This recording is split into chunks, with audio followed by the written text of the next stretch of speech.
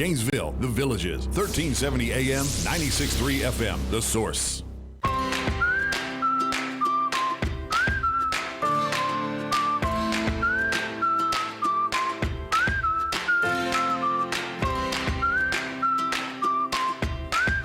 All right, 10 minutes before 11 o'clock. Thank you for tuning in. If I wanted to, I could just get up right now, walk into my office, sit in my chair, and take a nap. I fall asleep anywhere. I have no problem falling asleep. How about you, Adam? Yeah, well, it depends. It depends. Yeah, sometimes I really have to wind down in order to get in that, all right, now I can fall asleep. Okay. Wind down. Especially after working the bartender job, everything's a little... A bartender job? Yeah. Is that right? Yeah, that's what I do on the weekends. Oh, my gosh. Oh, nice. You have many things. You're a pilot, a bartender, and a radio host. Yeah. Wow. And women sometimes have it even harder than that. I don't know why. Maybe we'll find out right now. Ada Calhoun is on the phone. She's got a book called Why We Can't Sleep, Women's New Midlife Crisis. She is an award-winning journalist and a best-selling memorist. A best-selling memorist? Really? I can memorize some things. Ada Calhoun, good morning, Ada. How you doing? Hi, I'm doing good. Thanks for having me on. You're welcome. And where are you? Where are you calling from? I'm calling from New York City. Well, you can't sleep in New York City. It's the city that never sleeps. That explains everything. That's a good point. That's my whole problem. Yeah. So what happened? I was reading the synopsis of the book, and it sounds like you were actually trying to figure out something, and it turned out that you're not alone, that this might be cultural in some ways, especially for women, right? Yeah. Yeah, that's right. So I was having a really horrible summer. I had a bunch of freelance work just go away, and I had a kid going into middle school and one going into college, and it was really a rough time. I felt old and tired. I wasn't sleeping. I felt awful.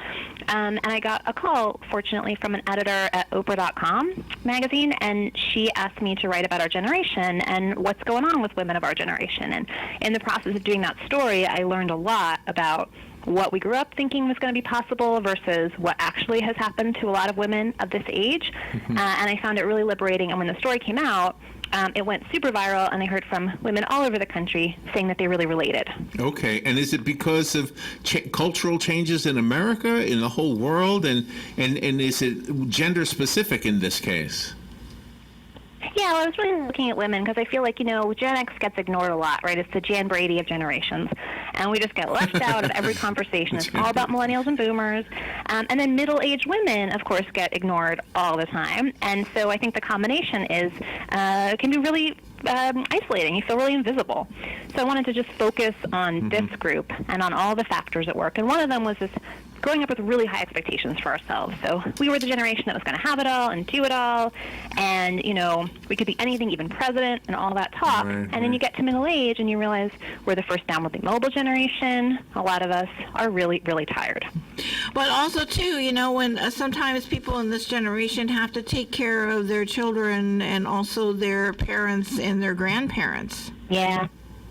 It's so true, and that is sort of hitting us harder than it has hit generations past. So a lot of us waited to have families, and so it's very common right now for a woman in her 40s to be taking care of small children and aging parents who are dealing with chronic conditions, and often grandparents as well, while working full-time, while going through perimenopause, and it's a recipe for real exhaustion.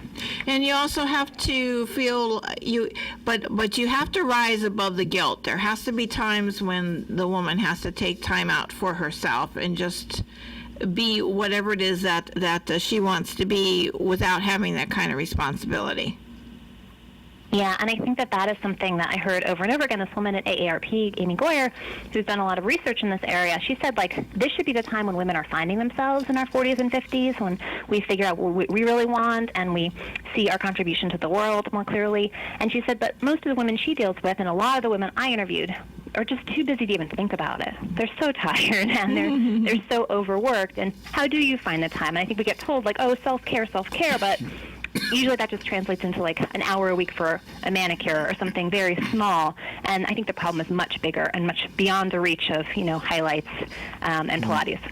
So I'm at the risk of asking what may seem like a personal question. I have a question that kind of leans in the personal direction, but I'm wondering if it applies to everybody. The question is this: do you have that one person who you can let your hair down with, who makes a difference for you, at least as far as even just temporarily? It doesn't have to be a man or even somebody you're having a relationship with, as far as romantic relationship. I mean, but is that maybe an avenue to kind of remedying the situations, just to have somebody?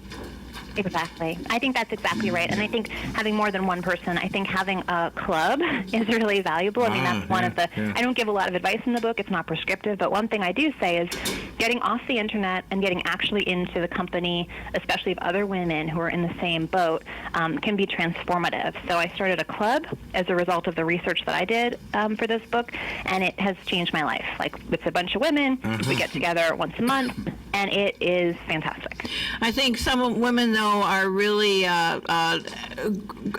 kicking up their heels and grabbing their bootstraps, because there's so much pressure now to be put on women to look younger, be ultra thin, do plastic surgery, and everything, that the women are saying, no, enough is enough. I've got to be myself.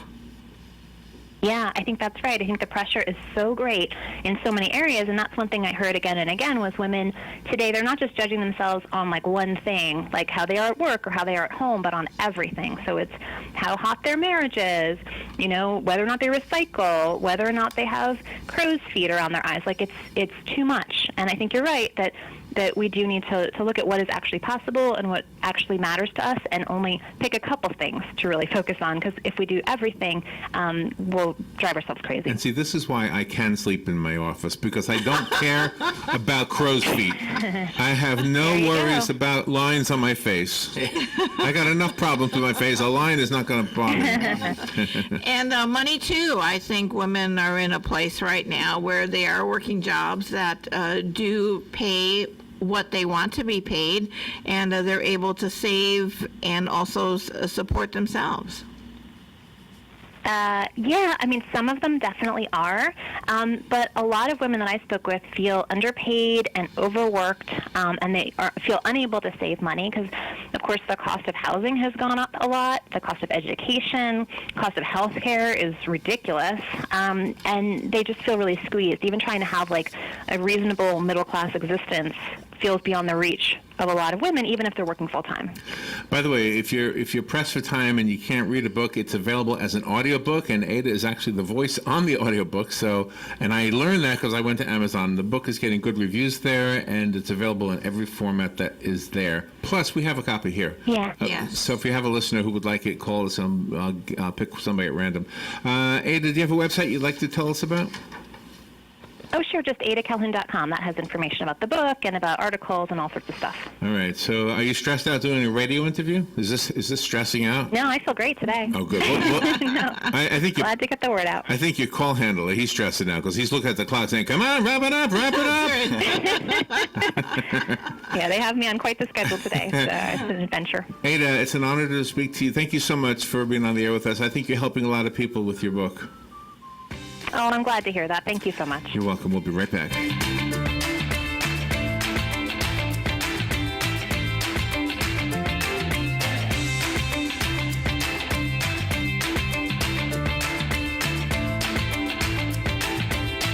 Ah, the joys of flying from a major hub. Come on, guys, we gotta go. Wait, honey, but our flight doesn't leave for 5 hours. I know, but traffic could be bad. Then there's trying to find a parking spot, then the mile walk to check in, and of course security could take a while. Skip the circus and fly regional. From parking to boarding and everything in between, it's just better. Fly easy. Fly Gainesville. Gainesville Regional Airport. Now boarding with over 343 destinations in one stop. Non-stop service to Dallas-Fort Worth, Atlanta, Charlotte, and Miami. Fly with us. You'll be glad you did. For more information, visit flygainesville.com. Fox News, I'm Chris Foster. The Oscar nominations are announced. Joker has the most with 11. My mother always tells me to smile and put on a happy face. It's one of 9 movies up for Best Picture. So's The Irishman, one of 10 nominations for that one. The Academy Awards ceremony Sunday, February 9th. An off-duty detective is hit by a car and killed in Los Angeles after helping an elderly woman who'd fallen in a crosswalk. And a family meeting in London as Queen Elizabeth summons Prince Harry and other royals to discuss his and his wife Meghan's plans to step back from royal duties. One newspaper was saying that Meghan particularly had it with Prince William bullying Prince Harry. In a rare statement of unity in this week of perceived total discord, the brothers issued a joint statement shooting it down. Fox